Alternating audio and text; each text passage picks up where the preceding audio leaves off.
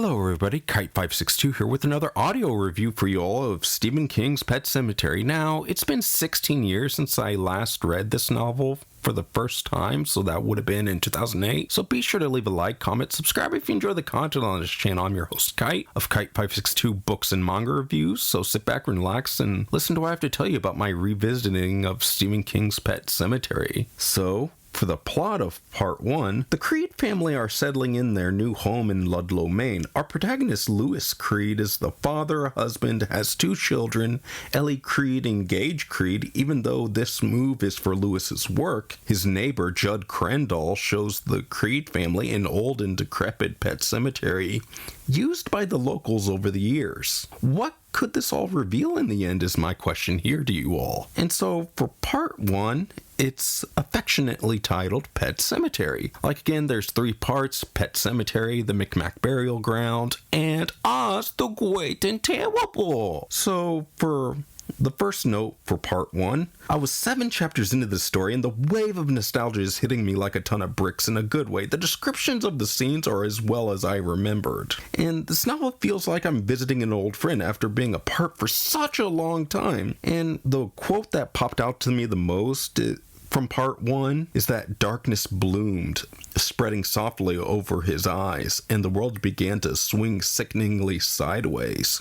Pet Semetary, Chapter 12, page 75. And I tell you, man, the hospital scene with Victor Pascal is still as vivid as I remember. Even the parts about Victor knowing Mr. Creed's name and about the Pet Semetary still gives me chills after all these years. So I guess that's just the aftermath that once someone's at the verge of death, they sort of had some spiritual connection to the afterlife. Barely, but still absolutely solid in my opinion. And continuing on, chapters 13 and 14 describing the aftermath of Victor Pascal's death was really well written and described. Continuing on, chapter 26 was great, seeing the story of how Jud noticed how his dog Spot changed. Reading this part of the novel now really makes me think of some moments from the anime called Another, which is like a whodunit kind of anime, but it's an anime take on Final Destination is the best way I can describe it. So if you haven't seen it, definitely go watch it. And so continuing on with chapters 31 and 32, we're filled to the brim with tragedy. First being the sudden passing of normal Crandall from a heart attack, and then this turning Jud into a shell of his former self. Like, he was one of those elderly people who was very jovial and full of energy for his age, for a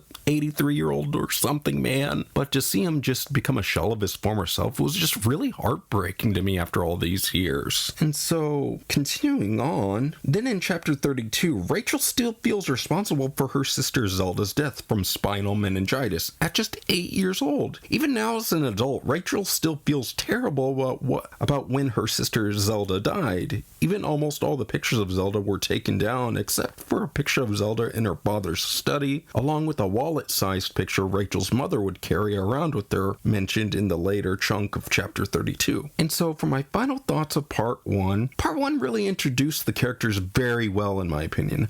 Along with the way that the 35 chapters of Part 1 played out, this book is as vivid as I remember. I still have to this day the bond that Lewis and Jud has. Kind of reminds me of me and my late grandfather in some way, in some moments. You know, when they're chilling out at Jud's front porch having a beer, like me and my late grandfather would just sit down in front of the porch and just talk for like what seemed to be hours, and I enjoyed every minute of it. And so let's get on with Part 2, the Micmac burial ground. So for the plot of Part 2, the Creed family is finally making the final preparations for Gage William Creed's funeral. Unfortunately, with everyone going through a wave of emotions, Lewis seems to be having the worst case of survival skill. I mean, who wouldn't? A parent lost their child. Like, no parent should have to go through something like this. And it was just really heartbreaking to see as a whole. So for the first note that I wrote down, this moment really caught me off guard more than the film from 1989, which I do recommend. So, does this mean Lewis imagined putting his son to sleep near the end of chapter 35 of part 1? I feel like that was the best course here for Stephen King's writing style. And I have to say, for my favorite quote from part 2, and the most terrifying question of all may be just how much horror the human mind can stand and still maintain a wakeful, staring, unrelenting sanity. Pet Semetary, chapter 36, part 2, the Micmac burial ground.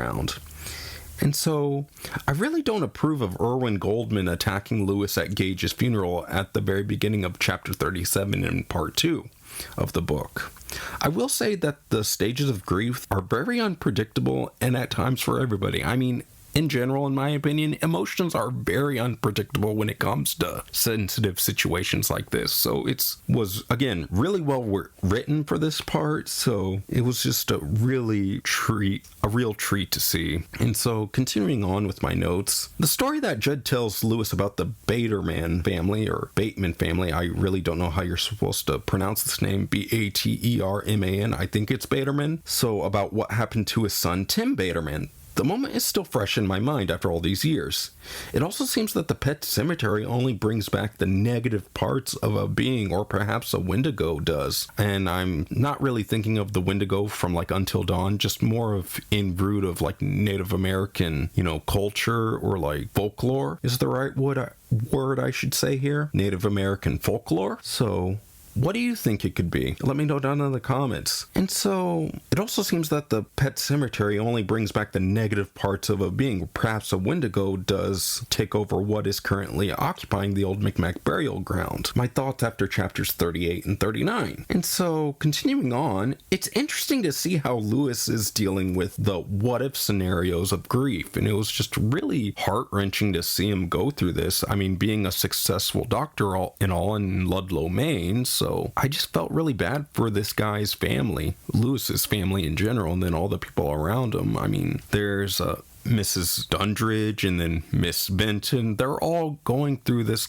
hurt, especially Gage's mother, Rachel, and his older sister, Ellie. And the capture of emotion from everybody is just all different and all well layered. And this story was just absolutely really relatable as I continued on and on. And so continuing on with my notes, where do I begin? First off, it seems that the Pet Semetary is pulling the Creed family back to Ludlow, Maine. Then Ellie's visions and warnings from the late Victor Pascal, regardless of the Goldman residence being safer than the Avis car journey, Rachel decided to take on her own. Her and Jud should have been open to one another about the Pet Semetary in the first place from the start. I mean, literally, Jud would tell Lewis about the Pet Semetary only, and then Rachel would only get like certain fragments of it. So it's really frustrating. So again, I really wish that Jud would have been open to both of them. I mean, I don't know if Rachel was agnostic or an atheist or not when this book was written, but hey.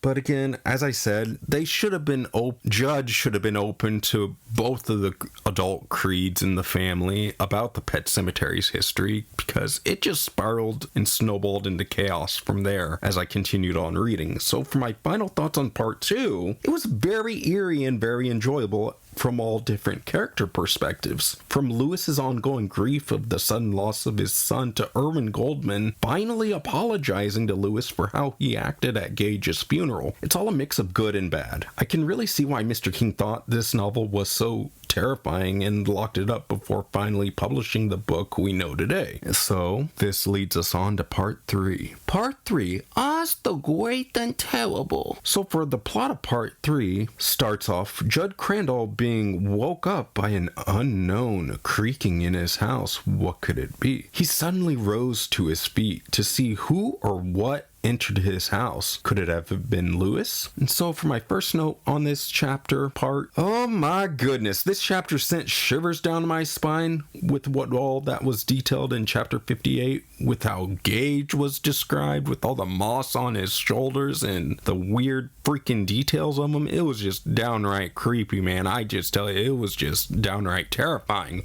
Whoo! So, but in all, I am absolutely nervous about the next chapter. When I got done reading chapter 58, Lewis's actions really reminded me of Victor Frankenstein when he tried to resurrect his beloved Elizabeth. The Junji Ito adaptation, of course, which I'll leave at the top right of this video. So my final thoughts for part 3 is that, man, this story gives me chills to this day. Even after 16 years, every moment from this book feels like the day I finished this novel 16 years ago. It's also surprising to know that this version of Pet Semetary was 62 chapters and split into 3 parts, which there's a picture of it in my community tab, so I'll be sure to let you guys know about that. So it was just an all-around solid experience. But all in all, seeing this book split into 3 parts was really surprising to see. However, in the end, if you haven't read Stephen King's Pet Semetary, I highly recommend that you read the novel, since the book takes on death and grief. It's still strong today in 2024, so when it comes to grieving, just be sure to go through it as much as you can and just let it all out. So I'm Kite562 of Kite562 Books and Manga Reviews signing out. So again, be sure to leave a like, comment, subscribe if you enjoy the content on this channel. I'm your host Kite, signing out, and as always, I hope you have a wonderful day, and I hope you have a wonderful Happy Halloween on this 2024 of a Thursday. Later, everyone.